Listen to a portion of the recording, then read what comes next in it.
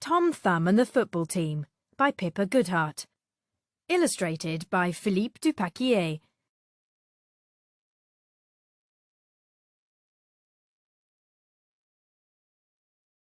Contents.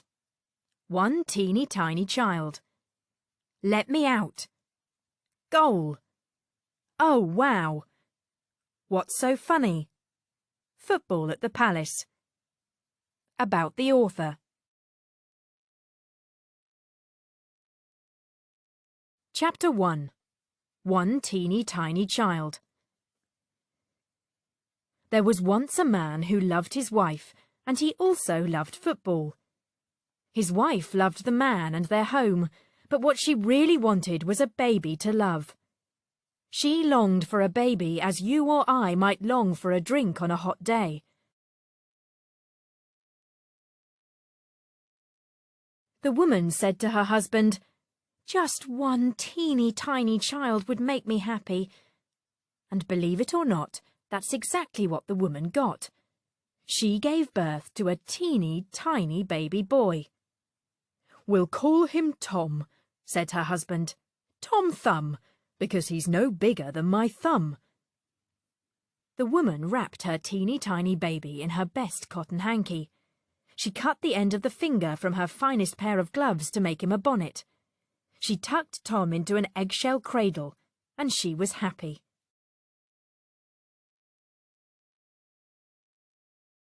Well, the years passed, as years do, and Tom's mother did what mothers do. She cooked for Tom, and sewed for Tom, and taught Tom to crawl and walk and talk. But as Tom grew from being a baby to being a boy, he grew to wanting more than cuddles and pretty clothes and nice food. He wanted friends and fun. He wanted to find out about the world.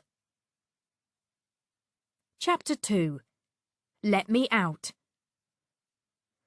"I'm bored," said Tom to his mother one day.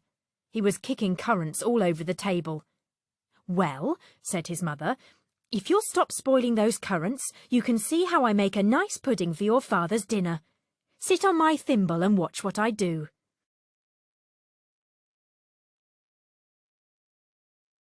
But there's not much fun to be had in watching a spoon being stirred around above your head.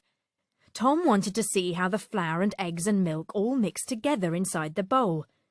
So when his mother turned to put a pan of water to boil, Tom reached his teeny tiny hands up to the rim of the mixing bowl. He pulled and kicked himself up so that he could look down and see and smell the spicy mixture. Yum," said Tom. He bent forward to reach a finger to take a taste, and he toppled over the top of the bowl, plop, into the mix. If you have ever fallen into an uncooked pudding, you will know what sticky stuff it is. It clagged to Tom's arms and clogged to his legs. The more he struggled, the more he got stuck in it. His mother picked up her spoon and slap-slopped the pudding mix, knocking poor Tom dizzy. Then she scooped the mix, dollop, drop, plop, into a cloth. She tied it tight and popped it into the water to cook. That water was hot. "Yow!" yelled Tom, and he kicked and he struggled.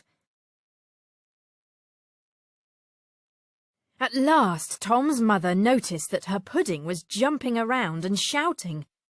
"Bless us all," she said. "The pudding's alive! Help!" And she snatched the pudding from the pot and she threw it out of the house and slammed shut the door. "Ouch!" said Tom as the pudding landed in the grass. Then, "Ooh, because somebody had picked the pudding up. That somebody was a hungry tinker passing by. "Well, boggle my eyes! A pudding for free? I'll have that," said the tinker. "Put me down!" shouted Tom's teeny tiny voice. "Let me out!" "Well, blow me sideways," said the tinker. "The dang pudding's alive!" And he dropped the pudding and he ran. Tom bit with his teeth, and he kicked with his feet and picked with his fingers. He tore through the pudding cloth and escaped.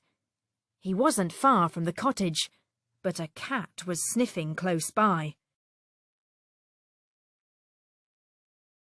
Chapter 3. Goal. "Ma!" shouted Tom, and he ran on his teeny tiny legs, and he kicked the door as hard as he could. Bang, bang, bang! "Open up, Ma!" he shouted. "Quick! There's a cat that likes the smell of me!" Tom's mother opened the door. She looked in front of her. She looked to the left and to the right. "There's nobody there," she said. But Tom kicked at her ankle. "It's me, Ma!" "Lord love us, it's my darling boy," said his mother. She carried Tom safe inside, and she bathed him clean in a teacup. She told Tom, "From now on, my darling, I'll not let you out of my sight." After that, Tom was kept indoors. He got more bored than ever. He climbed the curtains. "Get down from there or you'll fall," said his mother. He caught a mouse and took it for walks on a lead. "That thing could bite you. You can't keep it," said his mother. So Tom stood at the window. The children outside were playing football.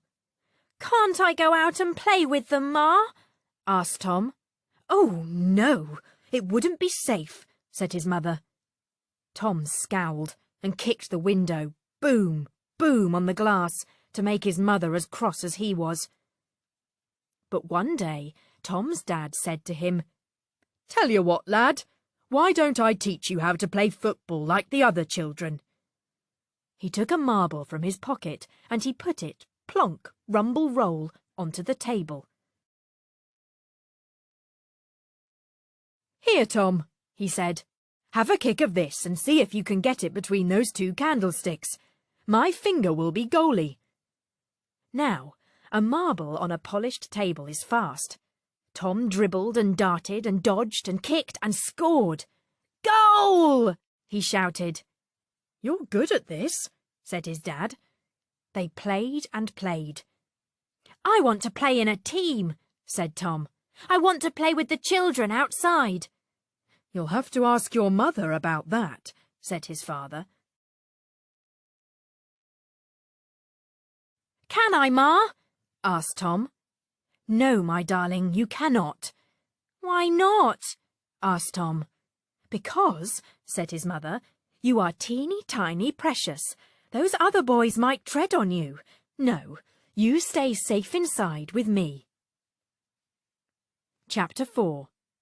Oh, wow. But one day, Tom's mother was in the doorway, chatting as mothers do.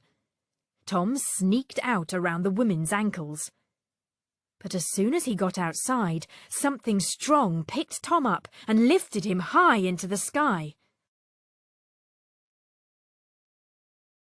Tom struggled and twisted and saw that he was in the beak of a big black raven. "Let go, you bully!" said Tom. When he looked down, he saw his cottage, and his ma shrunk teeny tiny far away. And he saw great green mountains and a big blue sea that he'd never seen before. "Oh, wow!" he said. The raven swooped low as they got to the sea.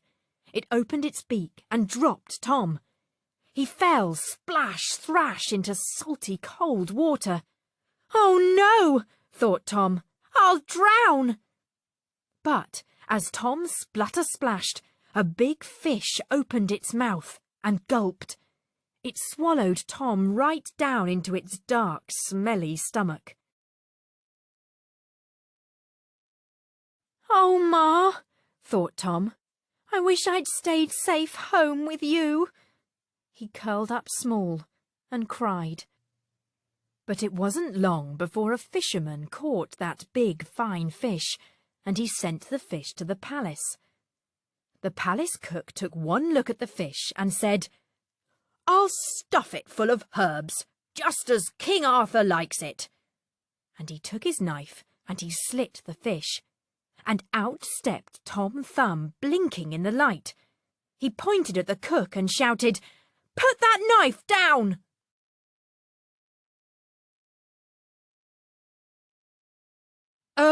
Yes, sir," said the cook, and he put down the knife. There was a rare fuss-flurry in the palace as people told each other the story of Tom Thumb. Even the king got to hear it. "I want to see this teeny-tiny boy," said the king. Chapter 5. What's so funny? So Tom was brought, fresh washed and combed. When King Arthur saw teeny-tiny Tom on his table, he began to laugh. So Tom put his teeny-tiny hands on his teeny-tiny hips and asked, "What's so funny?" "You are," said King Arthur. "I've never seen anything like you before." "Well, I've never seen anything like you before either," said Tom, and he pointed at the king and he laughed. "Hee hee hee! Look at him!" The palace people were shocked. "Shall we remove the rude boy?" they asked. King Arthur shook his head. "No," he said. "Tom Thumb is right. I am just as much the only king around here as he is the only teeny-tiny boy. It can be lonely being the only one. I could do with a friend who knows how I feel." "So could I," said Tom. So the teeny-tiny boy and the great-grand king became friends. King Arthur taught Tom how to behave with dignity, and Tom taught the king how to have fun. He put a hazelnut onto the table. "Flick that with your finger," said Tom. "See if you can get it past me." King Arthur got good at dodging and darting. "It's even more fun with more people," said Tom. "You need 2 teams to play football properly." "But where could we get 2 teams from?" asked King Arthur. "There's a team where I come from," said Tom. "Come on then," said King Arthur. "Let's go and find them." Chapter 6. Football at the Palace. So Tom and King Arthur rode over the mountains and fields to Tom's village. When Tom's mother opened the cottage door, she laughed and she cried. She hugged Tom welcome home and she told him off for running away. At last Tom got free and said, "Ma, this is my friend, King Arthur." "Lawks, the king!" said Tom's mother, and she started laughing and crying all over again. The village children came to see what was going on. Tom told King Arthur, "These are my friends, the team." "Pleased to meet you," said the king, and the children giggled and bowed and blushed. "And this," said Tom, "is my dad. He's brilliant at teaching football." So the grown-ups sat and talked about the weather and drank tea as grown-ups do. And Tom told the children all about the king and the palace and how he came to be there. "Oh, wow!" they said. "Would you like to come and play football at the palace and see it for yourself?" asked Tom. "Yes, please," said the children. "You be our captain, Tom." So they all travelled back to the palace. Tom's dad taught the palace people how to kick and tackle and dribble and shoot a ball. Tom's mother had a chat and tea with the Queen. And Tom took his team down to the kitchen to see the knife that had cut him out of the fish.